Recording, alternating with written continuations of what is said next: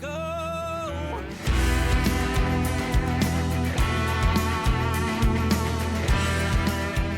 Cheers, everyone. A big Texas toast welcome to Mike McClure from the Great Divide. Mike, it's so good to see you and to be able to catch up with all the great things that have been going on with you guys. Thanks for having me on. Hello, Matagorda. Yes. Hello, Matagorda. It is full-time summer here. We've been having a big time this summer, getting ready for the 4th of July, of course. But you had a big day in April. We're here to talk about basically your latest radio release to Texas Red Dirt Radio. It goes way back to one of your heritage songs, Yesterday Road. But you put a twist on it. It's live from the Boys from Oklahoma concert series at Boone Pickens Stadium in Stillwater. And I know that had to be just a moment that y'all will never forget. Of course, taking the stage there in the concert. But tell me about the whole concept and thinking about doing this, going into the concert and doing the live recording. Oh, man, I didn't even know we were recording, to tell you the truth. Our sound guy, Oh, after it was all over, said, "Hey, I recorded y'all's set every night." We're like, "Oh, really?" And he goes, "Yeah, let me mix one down." And that was one that he mixed down, and we listened to it and thought, "God, that sounds really good," and it captured the crowd, and it was just a really beautiful event. I think it was healing to a lot of people on a lot of levels. Cody had to come to the conclusion of like, man, he called me about 6 months before it happened and said, I'm tired of carrying around this anger and bitterness towards the guys, and that happens. I went through it myself with Great yes. Divide, and we talked through it a lot, and both had tears about it, and he reached out, and I applaud him for doing that because, that a lot of times in a band, when you leave, you focus on the 10% that was bad instead of the 90% that was amazing. And that 10%, I got a cat going crazy. Wolfie, that 10% becomes the 100%, and that's all you can focus on. And so he got to experience the letting go of that and setting that down and mending some fences, and Grady Cross, him, those two got to repair their relationship. And Grady's been sober for, I think, 9 years, and Mm. that was a really great blessing. And to be able to come out and give the fans what they've been dying for a long time. I don't know how long, 15 years maybe they've been broke up.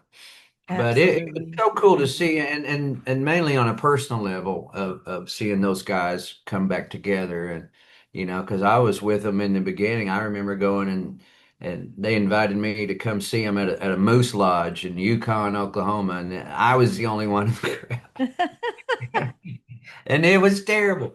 And we all started together. We were kids. We were in our Yes, 20s. yes. And yeah, and then to be able to record and have a recording of Yesterday Road, at the beginning of it, I said it's a Mm. long way from drinking Boone's Farm wine around here to playing Boone Pickens Stadium. And it really was, So because true.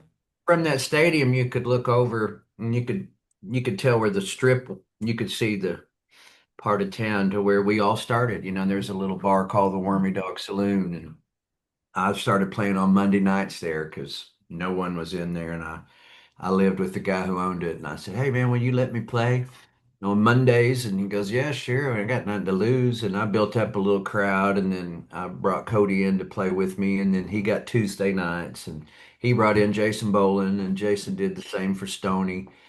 All of us just right there in this one little small bar in on the strip in Stillwater, and then from all those beginnings leading to something like that is really incredible.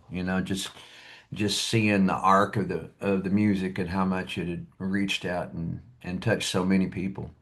Yes, and you played such a big role in all of this. I know you with the Red Dirt in the beginnings, like you're called the godfather of Red Dirt, but like you've done so much, and I know that just had to be such an awesome moment. But y'all also there was also an induction into the Oklahoma Music Hall of Fame that took place as well. That I found that Yeah, so interesting.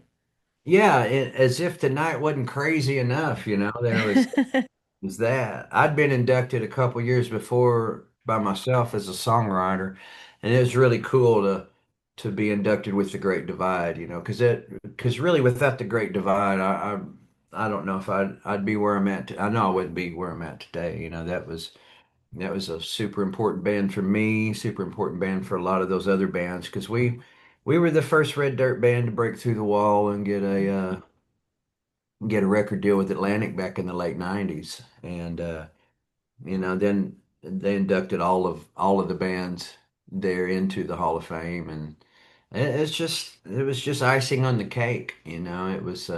And then to be in they're handing you the award and you're looking out at 50,000 people going, ah. I know, right? It was a lot to take in. It was really beautiful. Wolfman. I love your cat. I was watching the cat. Sorry. Wolfman. Yeah. So yeah, and what a great moment for the fans that were there too. I know that when this was all announced, a lot of us were together at different events, and we were all chit chatting about it and all chit chatting about how we could get our tickets. And of course, I'm so far away; there was no way I could make it, but my heart was there. I was there in spirit and just trying to talk to everybody I knew that was going. It was just such an exciting time. Y'all had some interesting moments there. You had, let's see, y'all had a walk up song when you came out. The Great Divide? Yes. At Oh the yeah, at, we at the show at Stillwater. yeah, we usually come out to Ozzy Osbourne's Mhm. Mama I'm Coming Home, and that was I'm not sure why we picked that. We've been doing that for years, but there's just something about, especially home being Stillwater, our Yes, home. yes. Yes, that was Who's more awesome. red dirt than Ozzy Osbourne? It goes good. And then you had a special request from a special spectator in the audience. Yeah, we somebody showed me a text and said, "Hey, the sniper on the roof would like to hear Wile E. Coyote," and it's like, well, one, two, three. Yeah, you don't want to turn them down. Yeah, we dedicated that. They call them the boys behind the glass. I guess every big thing nowadays Hmm. has snipers, which is terrifying on one I hand, know, but I know, I know.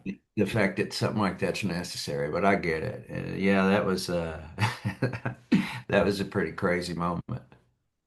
Yeah.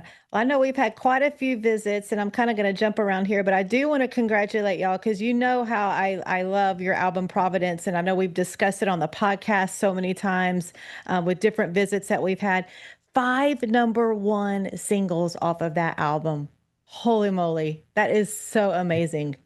Yeah, that's really cool for me as the writer. That Mhm. album I got to speak from where I'm at in my 50s now. I'm about to turn 54. Most of the Great Divide stuff I wrote in my 20s, early 30s, the stuff that people know. And this was with a little bit of hopefully a little bit of wisdom gained over the years. And I've been 6 years sober myself, and that it really allowed me to get some clarity on a lot of things, and to be able to mend fences. You got to start with yourself. And the Great Divide, we had been together for a while, but until I got sober, I couldn't really understand and appreciate how special and important all this was. Hmm. And I just think that I feel really blessed to be able to speak from where I'm at now and to have it be successful. I'm not talking about partying and stuff like I was. I'm talking a little bit deeper stuff, and to see that go, to number one 5 times, that was just like, wow, man, that's a testament to where we're at right now, and Hmm. not just but that Providence, that's where we were. And one of the songs was "Wrong is Overrated," to Yes. where I admit to things that were my fault, and other guys in the band, to where they dropped the ball back when we had the big blow up. And it just takes time. Hmm. Also, a look at time in particular as I'm getting into the later part of my chapters. Yes. Infinite Line talks about that off of that record. Hmm. Uh, I've seen half a century go by like a puff of smoke, and yeah, it has. It's just gone. And, I know. I'm right and with you on that. Yes. and how quickly the next years are going to come, and and what are we going to do with that time, That's right. And to me, it's like, well, I'm going to be the best me I can be. And, that involved getting off of drugs and alcohol and pulling my head out and being thankful of what I have and what I can do with what's left. And, Mm-hmm. Mm-hmm. hopefully go out and I talk to a lot of people at shows, we still do our pour me vacations and yesterday Yes. they talk about drinking and stuff, but that was a part of my life and I'm not running from that at all. And it gives me a chance to talk to people who do wind up not coming out of that college because I carried my college days on through my 40s into my late 40s of acting like I was in college and drinking like it and carrying on like it and the wheels started to come off at some point and I like to be able to be there for people who are going through that. And talk to them, just talk to them about it. And Mm-hmm. it's important Mm-hmm. because it can get away from you. Yes. It Yes. got away from me. And I'm one of those people, I saw this couple at one of my wife and I's Crow and Gazelle acoustic shows. We were up in Chicago maybe, but they sat down and they both had two drinks and that was it. I'm like, I wish I could do that. Oh, I wish, yes. I'm just not one of those guys. I take a couple drinks and then that's a 12 pack and I'm in Tijuana before you know it. And Uh-huh. it's just coming, hopefully with age comes some wisdom and I'm hoping I'm Yes. finding some of that. Mm-hmm. Mm-hmm.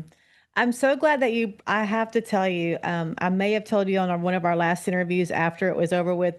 I love listening to Crow and Gazelle, listening to y'all do you and Chrislyn doing your music. It's just, there's just something about the spirit that you two have together and hearing Mhm. you sing together. I'm glad you brought that up because I wanted to talk about it just a little bit and tell you how much I like it personally. Well, thank you very much. Yeah, she came along. I went through divorce in 2018, and I thought, for all intents and purposes, I was going to spin off the rails and just go wild. And she came into my life and brought a lot of love and Mhm. really helped me heal and see things clearer. And that's our music is about the spirit and things of the spirit. Not Yes. about it's not about religion. It's about love Yes, mainly, it is. Yes, it is. Yes. and love being a superpower and Hmm. the frequency that I try to align myself with. It's not easy all the time, but I find when I start to get depressed or I start to get anxious or angry or something, I just can pivot back to just love. And if you could get that going inside, it radiates out. And I've been able to see that in my life now that I'm clear-headed enough. And our music is dedicated to that and the journey that we're on now, which is just truth. There's a yearning inside of both of us for what's true. And what is true for me might not be true for another, but there's a universal truth in love, and I think that it's important. Hmm. Yes. Well, y'all can just y'all just have such a sweet spirit together and it kind of emulates and it makes me just feel peaceful and I just love it. So I decided to bring that up. Okay. Since we also visited, I think y'all made your Grand Ole Opry debut also. Yeah, that was last June, about a year ago. Mm-hmm. Uh, yeah, that was, I didn't really grow up listening to the Great Grand Ole Opry. I always knew about it. I just didn't think it's something I'd ever be one asked to play. Back in the Great Divide heydays, we were busy out on tour and it just never came up and never happened. But the way it came down was Wyatt Flores, who is really Mm-hmm. making waves out in Nashville and around the nation. He just Yes. blew up, and he said the next time that he played the Grand Ole Opry, he wanted us to come out and be on the show with him, and so that's how that happened. And through Wyatt, we got to come out and open Wow. up the show and play for that, and it was really cool because I've grown up with that just in on my peripheral and looking over at the guys and seeing them singing in those mics that have Grand Ole Opry on the sides Exactly. of them. It was like, Exactly. whoa, really? We're all Uh, just grinning our asses off. It was a really cool moment, and you just step up, the center of the stage is cut. It's a big circle. It's cut from the old auditorium, the original one. And just think of Hank Williams being I right there, know. Gosh. Ugh. Elvis, and all through everybody that's anybody has graced Hmm. that Hmm. stage, and it's an honor. It really is, and you can really feel that churchy music, just all the history, and you're walking down, looking at all the pictures in the hallway before you go up on stage, and Wow. it's awe-inspiring. I Hmm. was really awed by it. It was a cool experience. I mean, just a feather in the cap for a really great year, winning all those Hmm. awards and having top, you know, Yes. number one singles, and then the Grand Ole Opry, Wow.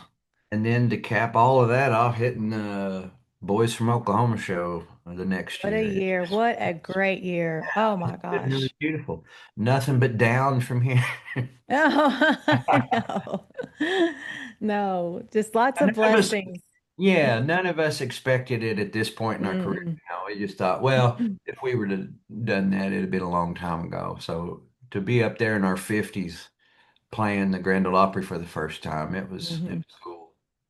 That's awesome. That's awesome. I was following along when y'all went to do that, and because y'all are super special to me. And oh, I had so much fun with y'all last year on the red carpet at the Texas Country Music Awards. It's always good seeing y'all. I love when y'all all come because I just spread out. I get to get on the red carpet and see all your smiley face. As a matter of fact, I have a picture right up there. It's hanging up, a picture hanging up of Let me get my everybody. eyeballs on. Let me Oh see if I yeah. can find, let me see if I can get this down without knocking stuff around. There it is. There's all Yeah. of us.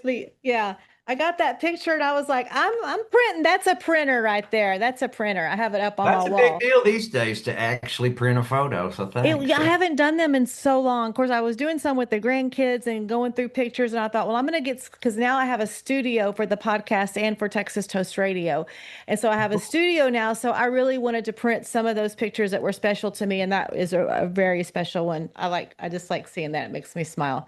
I Well, come thanks. across the red carpet. So anyway, Well, that's cool. Yeah, it's always okay. good to be there. Yes. Well, always good talking to you. And I'm so happy that you found a way to work me in and take the time to visit with me on this Absolutely. amazing, amazing, great radio release that you have out to Texas and Red Dirt Radio. So, again, thanks for allowing me the privilege to do an interview and visit with you. And I'll just be keeping up along the way like I always do and just keep doing what y'all are doing. Y'all are just amazing and special. And thank you so much, Mike, for taking the time to visit. Thank you for doing what you do. You're very important.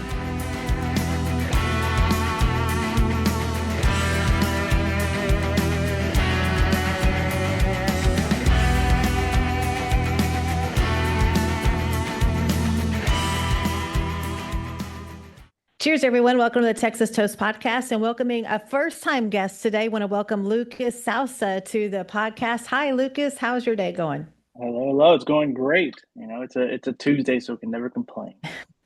We're a Yeah, little bit Tuesdays closer are to always Friday. a yeah, Tuesday's always an interesting day. It's just kind of like there. I like Yeah, Thursdays out. There's something about Thursdays, and of course everyone loves Friday. But talking to you, and I think it's so interesting. You were born in Brazil, grew up in Round Rock, and yes, so now ma'am. you're doing the music thing. And tell me about also you went to A&M. So what led your path to music? It was I would say more or less an accident, right? I did grow up and do the whole choir thing and band and all that kind of stuff. But I mean, I think to me it just kind of started off and wanting to play the guitar, right? And I had a kind of situation happen where just started playing, was fumbling around with it, and then we had a family friend that did this thing called Freddie Powers Picking Party at this like South by event, and she wanted me to play it, and I'd been playing for about 6 months. So I was like, no, won't do that yet, not quite, a little wet behind the ears. But I told her I would play the following year, and so she kind of helped me to it, and so I started there, and then from there, it never really stopped.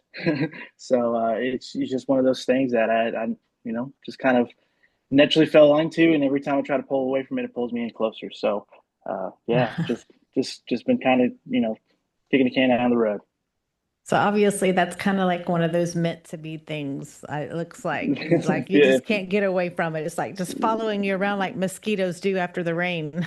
yes, ma'am. That's exactly right. I don't even know why I said that. I guess because I live on the coast and we've had a lot of rain and there's mosquitoes. Oh yeah, I'm yeah. really totally sorry about that. No, So I'm over you, here in Tomball, so yeah, I've been dealing with those yeah. mosquitoes too and all this rain. So Yeah. Y'all have had a lot of rain up that way too. Yes. yes, Tomball, not such a nice area.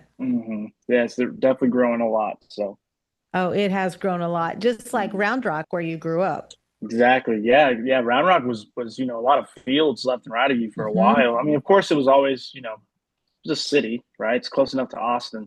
But over the last 10 years, it's a whole new place. It looks like any direction you look now, all those fields are apartment complexes now. So definitely blowing up, and I guess I'm just repeating history over here in Tomball. Yeah. And I think the first thing I think about when I think about Round Rock is, of course, baseball. Right. Yeah. I actually used to work right there on that to Salt Lake, right across from that the Dell Diamond Stadium. So yeah, a little too well. I don't know what team they're going under now because I know for a while there they were under the Astros and then the Rangers. They changed names, but I heard they came back. So whatever they got going on now. Last I checked, they were back to the Rangers franchise. I could be Oh, okay. wrong because I don't keep up like I used to. I used to be like, know for sure all the answers to baseball, but these days there's so many things going on. So I do want to talk about your music and what a great job you do with your music and your songwriting Appreciate as that. well. There's an album that's on streaming, Aces and Eights, and there's 7 tracks on there, and every single one of them are just great. I appreciate that. Yeah, I mean, we were really really proud of it. I think it was exactly kind of what I was going for. When we sat down to write that one, the whole thing behind it was to not try to fit it under one genre, but more or less to just kind of sing and let it come out and just do that.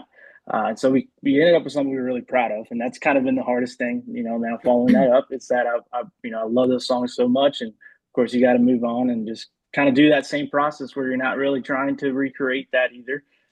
But yeah, I'm definitely really proud of those songs and liked how each one of them turned out.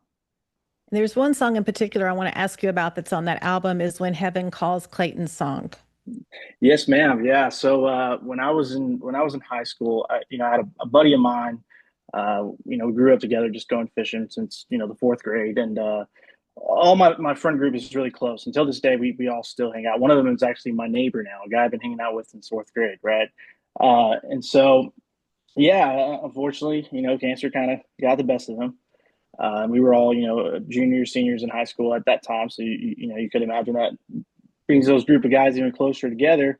Hmm. But every year after that, I tried to write the song, and the intent for it was just to kind of give his mom a gift, right? Just a song that she can kind of listen to on those bad days.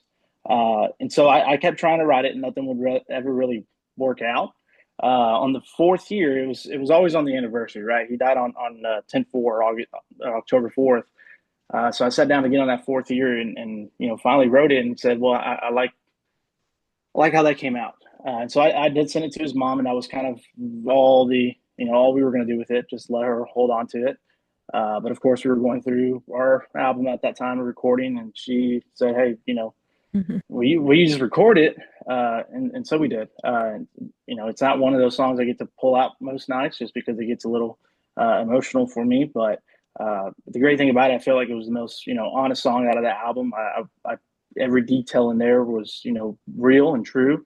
Everything that kind of happened while we were kids and things like that. So definitely am glad that one ended up on Yeah, well, I had to get the tissue out on that one. It's really good.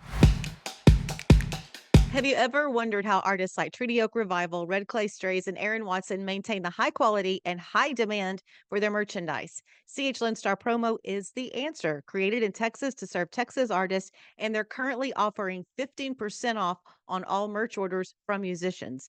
Visit chlonestarpromo.com to get started and tell them Texas Toast sent you. Hey everybody, this is Bree Bagwell with OnlyVans Podcast, and I want to point you in the right direction for content creation. My friends at Release Rocket Media are the best, Shelton and Ryan. They can do any sort of videos you want. They do all the audio, all the editing, stuff that I hate to do, they just do it for you. So if you're an artist or a business, it can be anything and you need content creation, trust me, Release Rocket is your go-to, releaserocketmedia.com. I mean, but everything on there is good. With My Luck is really good, and Comeback Baby. This like you have some really good stuff. So, like looking at the future, we'll get to that later on in the interview. But I want to talk about your time at A&M. So, what did you study at Texas A&M? So I was an ag communications and journalism major. Then I did my minor, Awesome. yeah, did my minor in sales. So I should have ended up more in, the realm of journalism and communications. But you know how college is. You just getting a degree, and getting out of there. So I did end up with a day job. So I'm one of those that do still work every day, but it's far from my degrees. Yeah. So what do you do day in and day out as you're at work? Yeah, so I'm a mortgage loan officer. So I basically focus really on new construction and everybody buying houses right now and all that. So get to work with a lot of people just to build the American dream, as I'll say. I need to consult with you after we get through with this podcast. Perfect. So, I'm your guy for that. congratulations on that. So when you were at A&M, were you doing music there and playing the area? Yes, was doing a whole lot of music. I love College Station. I wish I could have stayed. I tried my dangest to stay. But yeah, I was doing a lot of music while I was down there. Those were the years of those, back patio gigs, to pay the bills, Hmm. and just a lot of acoustic stuff, which looking back now is, great, right? It's a lot you kind of learn from having to do that day in and day out. Now, of course, right after I graduated, I slowed that down a bit just because I was doing, 4 or 5 shows a week, just acoustic, back patio kind of thing. Not really too focused on the band stuff over those years, which was weird because prior to that, I was, majority band. I never really did acoustic shows. It wasn't until college. I probably had about 3 4 years of acoustic shows through high school, leading up to college before I, even got into that. So yeah, it's continued to do it there. I love to go back and play College Station every chance I get because there's just there's a great crowd there. Everybody's really supportive of the scene. So I wish I could call it home, but in a way it still is, right? You're in a good place in Tomball, and it's just amazing all the Texas artists that over the years that have come out of Texas A&M, and of course you've got the Aggieland artists there that joined Corliss and Maverick on the Oh Aryan yeah, radio. So love it's just Corliss. such a hand in hand. Just works out so good there. Exactly. Yeah, no, definitely a good foundation for supporting it. And yeah, like you said, Corliss big plays a big part in that. She's very supportive of everybody. Sometimes it's Hmm. almost like she's the College Station music mom. Everybody can kind of go back to her and counter tell you the truth. So true. So how is it going on the road and with some of the places that you're playing? Tell me about your live shows and band and getting that aspect together of your career in music. Yeah, it's been going really good. It's been a lot of fun, right? Because even when we were doing full band stuff, for the last few years, we were doing it just kind of all Texas and all that. And so the last few months, it's been being able to get out of state. We recently got to get a bus, so that eased things up on the road and be able to travel together. And not, for the last few years, it's been five of us and five different cars showing up, and so I mean, just to kind of add that on top of it, because at the end of the day, too, it's a lot of music, but it's also kind of being with those group of guys, right? It's all you guys are all like minded, and the closer the bond you really create, it translates to the music you're seeing every night and the energy you're putting out.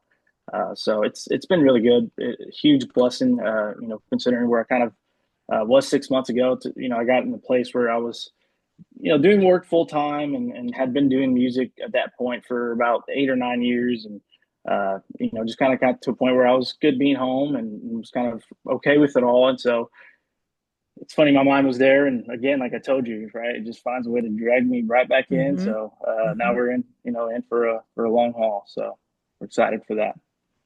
Yeah, that is exciting. So where are some of the places that you've been playing lately? So, I mean, here in Texas, I think the really cool ones I got to do recently was Most Place over here in Katy, right? Cool, nice. Yeah, close to home. Loved playing there. Of course, it was for Stony LaRue, which is, one of a huge idol of mine. Been, covering all the different songs over the years. So that alone was great, but also just the Mo's place, right? If anybody's been there, I walked in there and I don't think Mo even knew me, but he immediately kind of just opened his hand and said, "Welcome home," right?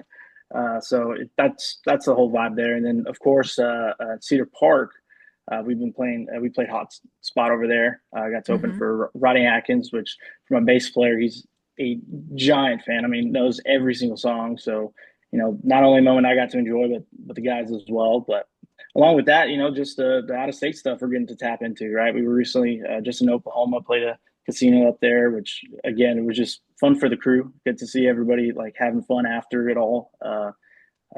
Through Texarkana and Oklahoma, and so we're just going to keep kind of spreading out even more. Just kind of enjoying that. So how did you put together the guys that are in your band?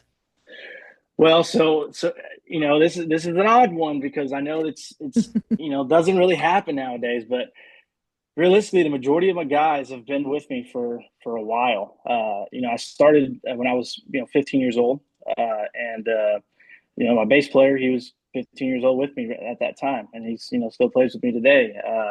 My guitar player, he's a little bit older. He's about 10 years older than me, but he met us when we were 16, 17 years old, and I don't know what he was thinking. I think he was going through a bad breakup at the time, but he said, "I'm going to kind of sit here and help these kids out." He had a lot more experience, which was really needed, right? Because you're 15, trying to get into a beast of an industry, and so having that mentorship there, and he's still there doing it today.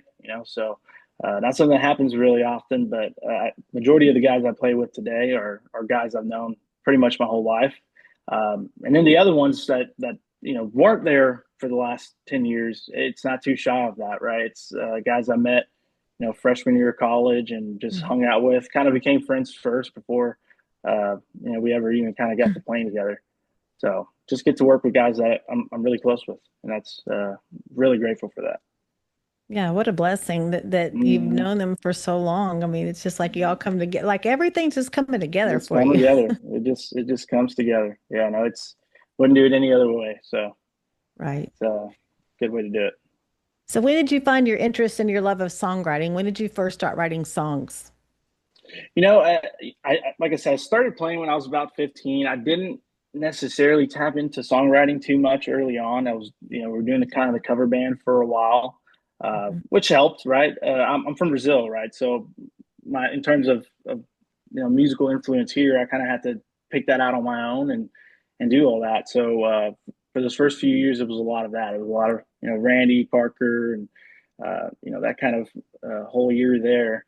And then eventually it's when I kind of started tapping into songwriting. At first, it was very, nonchalant, just would kind of write songs in class or, outside of that, and wasn't nothing crazy. But by the time we were about 17, 18, we were going down to Dallas and just, self producing these songs. And of course, as you would expect, those don't turn out too great. But it's a lesson learned, right? You kind of learn what you could have done better next time. So True, true. it's weird because as much as I've started songwriting on my own, it's also having the band there and kind of just being thrown into it has kind of played a big part of that as well, right? Just to kind of figure out what your sound is, kind of what you're going for, and taking that time to just figure that out first. I think that's kind of the most important thing is figure out what you're trying to do first, and then just kind of write from there. So it's nothing too crazy of a songwriting story. I feel like I could still do a whole lot better because every time I think I'm getting a little bit good at it, I hear the. I remember a little while back, probably 6 months ago, I was doing a benefit for one of my friends up in Tyler, and Cody Hibbert. I don't know if you. I'm sure you've heard of him. I love Yeah, Cody. Cody's been on the yes. podcast. Yes. Well, you know exactly what I'm talking about. But yeah, that night we were sitting around campfire with everybody, kind of in the day. Just kind of ended up in the same spot. I got my songs going, and then he pulls out one, and I'm like, man, to be that half that good. I think he Hmm. actually put out the song that I heard that night. I think he was kind of still working through it, but I think I recently heard that he put it out. So there's a lot of guys doing good stuff, and so just trying to keep up to them. Well, when you surround yourself by people like Cody Hibbard, that's a good start. And it sounds like to me that you've got you got I mean, you really have so much going for you. I like the fact that you're so grounded and bonded with your band and your band members. You're playing such really good, how could I say, just solid places, like most places. Like it's Right. been, I mean, it has a reputation, it has a name, and I've saw some of the other places you played in, the stockyards. Where did you play in the stockyards? Rhinestone, Yes, Rhinestone Rhinestone. Facility. So you are like hitting those key places. You've done Do-Si-Do, Big Barn. So what is your schedule packing up and looking like in the future? And what are some of maybe your goals and different venues to get into or festivals? Yeah, so we're oddly enough we're going to get to play Hotspot again here this upcoming weekend, so that's exciting. That's a really cool venue. But what we're looking into doing right now, we're working on those new songs and are wanting to kind of do more or less kind of a college tour there, just kind of hit every different college around. So that's Hmm. kind of what we're anticipating, right? Of course, all the big festivals as they come, because we did do Chili Fest, I guess 2 years ago now, or 1 year, 1.5 year, kind of something like that ago, and that was really awesome. I love festivals, so as they kind of start coming up, I hope to fit into some more of them. But yeah, I mean, I think for overall, right, it's just to kind of broaden out, get out of Texas a little bit, but also Uh, play the really cool ones in Texas. I know we got Blue Light coming up soon. That's one I hadn't done and been mm. really looking forward to. So a lot of awesome stuff on the schedule, and again, being where we were 6 months ago to where we kind of, we would play the same bar over and over again, no one ever really listening or nothing like that. It's been great to kind of, be in those rooms now where you kind of always looked up to. So looking forward to that a lot. That's exciting. That is very exciting. So let's talk about on the music end, looking at going into the studio anytime soon, or I think I did see where maybe you have an EP coming out in the fall. Yeah, so we're working on new stuff right now. We're set to record it at the end of July. So haven't really figured out exactly which ones are going to be the Mhm. finals. Just kind of giving them all the love and effort for a little while longer, and then probably within the next 2 3 weeks, I'll start narrowing down which ones we're gonna end up cutting. But yeah, so next month we'll be in there, go down to Nashville, do that whole thing, and get it recorded. And of course, like I said, right, it's after the last album, I really like those songs, so I'm trying to Mhm. to kind of put them aside for a second to just let these kind of develop on their own. But I feel like this has been kind of the hardest time around, right? This is about our fourth time going into the studio, but it's definitely been the hardest just because after those songs, I was, everything became so much more critique. Half my songs that I'm writing never even make it out the notebook because I'm just, picking at them too hard. But I guess it's not too bad of a thing. I'm sure it's all going to work out, but I can totally understand what you're saying because for everyone listening here to the podcast, go ahead and look up Lucas's streaming and go take a listen to Aces and Eights, and you'll know exactly what we're talking about because it was just so solid. It seems like everything you're doing is solid, and I'm just like so excited to see what's going to happen in the future. So, as far as musical influences or people in your life that have been like your biggest cheerleaders, who would that be? In terms of musical influence, I'm a big Randy Rogers fan. I like the way that he does things. But that's, not to say either, Mike Ryan's a big one for me. Just, Hmm. how they kind of carry melodies and kind of paint the whole picture for songs. And of course, Parker was also played a huge role of that. I think when I was younger, I was a little bit more into, the earlier stuff, the, 90s country, a little bit of touch into the 2000s country, but mostly just 90s and a little bit, before that. So that there's definitely a lot of influence of that going on there too. But if I had to kind of put one at the top of my list, it'd be Randy, which was great because recently I just got to open up for them at Chili Fest, so that was a huge check off for me. But yeah, that's kind of the influence there, and in terms of people just kind of pushing me along, helping me get along the way. The band has a big part to do with that, right? Like it's really easy in the scene when you're in such a saturated market, for any of those guys to go play for anyone else, and they've just kind of stuck along with me along the way, and no doubt parents and wife just having to kind of endure it all, right? It's a lot of weekends, on the road, especially considering that I'm kind of, working full time, during the week. So it's a lot of time taken away from other people, right? And so definitely appreciate them kind of bearing with me and just trusting me through this and just kind of being there to support it through the highs and lows.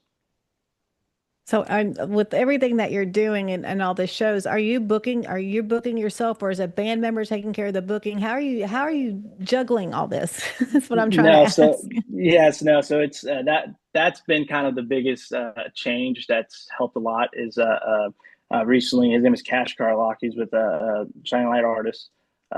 They signed us about 6 months ago to kind of take care of booking, and man, that guy works and works. He's a workhorse, and so that's helped out a lot because you're exactly right. When I was 6 months ago in a position where I was working full time and then gigging on the weekends and all that, doesn't leave much time to do everything else. And so he's really stepped up and helped me not only with the booking, but just to kind of everything else also around it, right? To just kind of pick things up, make sure that everything's being done at 100%, and where there's holes there that I kind of can't fill to kind of let other people step into that and help out, right? It especially with all the music, it takes a village, right? And that's kind Hmm. of been the biggest thing over the last 6 months is I feel like we've kind of not really I've grown as an individual, but really as a team as well.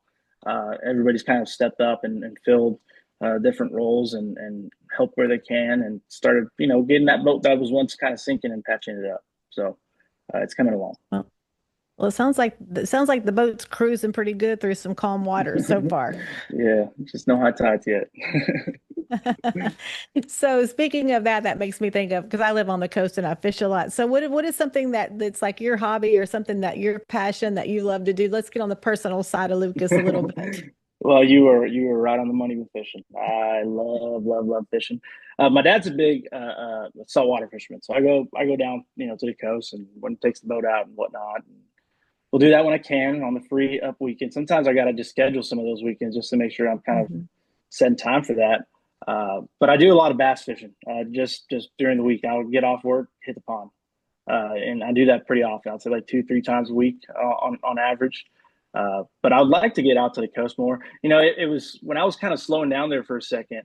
Uh, that's where things kind of got good. It's because growing up, I was always outdoors and fishing and hunting, and because I mean, hunting is also a huge thing for me. I love to duck hunt more than anything. And if you're a duck hunter, everything else you're there too, right? Deer hunting and all Yes, that. that's Uh, right. yeah, so So true. That is so absolute true. I see it. Yes, yes, I see. I go ahead. I'm sorry. yeah, you know exactly how it is. So yeah, when it was kind of slowing down, that's what I tapped back into. I was like, well, now that I have some time on my hands, because I was always busy on the weekend, especially in college where I was kind of that's what got me paying not only paying the bills but paying through college. So it was one of those things I had to stay busy on those weekends. I didn't get to do much hunting though, so while I was kind of low and slow, I just was doing a whole lot of that. And when I say a whole lot, I mean I was probably duck hunting every weekend. If I wasn't doing that, I was fishing. If I wasn't doing that, I was you name it. I was finding something to either hunt or fish. So I would say that's kind of the primary hobby I have, aside from everything else. But I like to stay busy with that. It's so funny because I live in Matagorda. It's on the coast. Have you heard of Matagorda? Oh yes, ma'am. Yes, I actually went down there. I want to say about 3-4 months ago with every intention to duck hunt. Brought my decoys out and Oh everything. yeah. But then we ended up, getting too far into the whiskey in the cabin, and we never made it out one day. So I still haven't gotten to hunt Matagorda. But I saw ducks, everywhere because those guys will always bring it back. You know how it is, and they'll be floating around after they, take me out and all that. So I definitely need to. I absolutely need to hunt there. Next time, I just need to go to bed a little bit earlier. Yeah, you have to do that. You gotta do when you come for that, you've got to do that. But yeah, that's where I Yeah, think we're heading to East Bay after this because you can only just go so long without fishing. And I love to fish and Kyle is thinking, oh God, here she goes. But yes, but I fish artificial only and topwater is my favorite. I nice, have caught I'm in the Dirty 30 Club with the trout. I have caught nice, numerous trout nice, over 30 on top water. So, but I fish hard. When I fish hard. I'm not one to sit on the nice. back of the boat or sit on the boat and talk. It's like if we're stopping and we're doing a drift or if I'm wade fishing, whatever. But yeah, I'm pretty hardcore. Yeah, that's great to hear. I wish I was. I mean, it tells me all I need to know just with the artificial stuff, especially in Hmm. saltwater. I'm still Hmm. struggling with that. I do artificial all day, with bass, but I can't seem to get everything else on it. So Okay, I'm going uh, to tell you this because we fish a lot of people because Ron was guiding for a while, and it's like this. It's like to me, the bass anglers that come here, they make the best artificial saltwater anglers ever because you already know how to work your lure and how to work mm, things. But be encouraged that if you bass fish, you'll do great with artificial. You know how to present the lure to the fish. Basically, nice. that's what I'm trying to say. So And I so knocked my so camera over because I get all excited. Sorry. so what you're telling me is I just have bad luck at the coast. No, no, no. You're gonna do just fine. You're gonna do great. I promise. So anyway, so back to the music. You're gonna go to Nashville, start working on the new album that's gonna be coming out, so we can look forward to that. And I mean, have you already picked some of the songs for that? I have I'd say one, Okay. maybe two that I'm like pretty confident we're gonna cut. I mean, one of them for sure. I know for without certainty that's gonna be one of the ones we cut. And then my guitar player, the one of them that's been with me for 10 years, we do a lot of the songwriting together. I would say kind of those songs are me and him working on it together. And we were in Texarkana, and we were just kind of sitting outside the van, and he starts just kind of more or less humming, singing, just broken words, no quiet lyrics there yet. This melody to the song, and I immediately turned around and said, "Whose song is that?" And he's like, "No, I just thought about it right now." And I was like, "Yeah, we got to get this demo, even if it's just a little bit of a section. We got to get this idea kind of just recorded so we can take this back and start looking at it." And so that's the one I'm really confident we'll record, because I mean from the very first, just an idea came out of it. I was already really excited about it.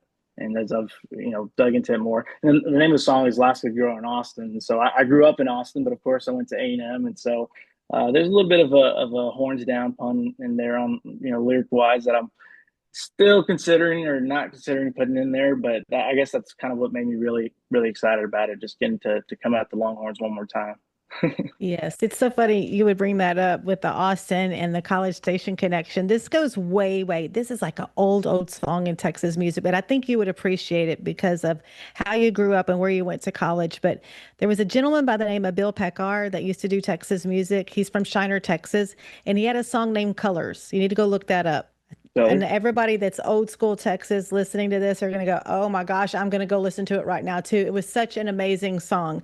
So anyway, but moving forward, how can everyone find you and start following along and look forward, be able to know when the album is coming out so we can make sure we get a hold of that when it's time. yeah, I mean we're posting it everywhere. We're trying our best to make sure no one misses it. So Facebook, Instagram, check our website, just under my name. It's all out there. We're keeping y'all updated with not only dates but kind of the new stuff to come, and just also keeping y'all involved and just what we got going on while we're on the road or off the road, or just kind of the whole picture of it all, just so you guys can get to know me as well, right? Because sometimes it's so easy to kind of lock in on the music and forget that there's this whole other scene behind it. And I don't want y'all just to know the music, but know who I am so you can understand my music a little bit better, if that makes sense. That's exactly right. And hopefully we accomplished some of that during this podcast today Yes, also. So and you absolutely. spell the last, it's Lucas, Sousa, if you want to look Lucas up. And it's just been so much fun having you on the podcast. I've never like knocked my camera down like that. So this is a memorable one. And I'm sure we'll be seeing more of you and probably have you back on the podcast, especially when the new album releases. I know it takes a while. That's a process. It won't be overnight or in a few months, but good luck to you and everything that you're doing. And we'll be keeping up with you, Lucas. Thank you so much for coming on the podcast. Yes, ma'am. Thanks for having me.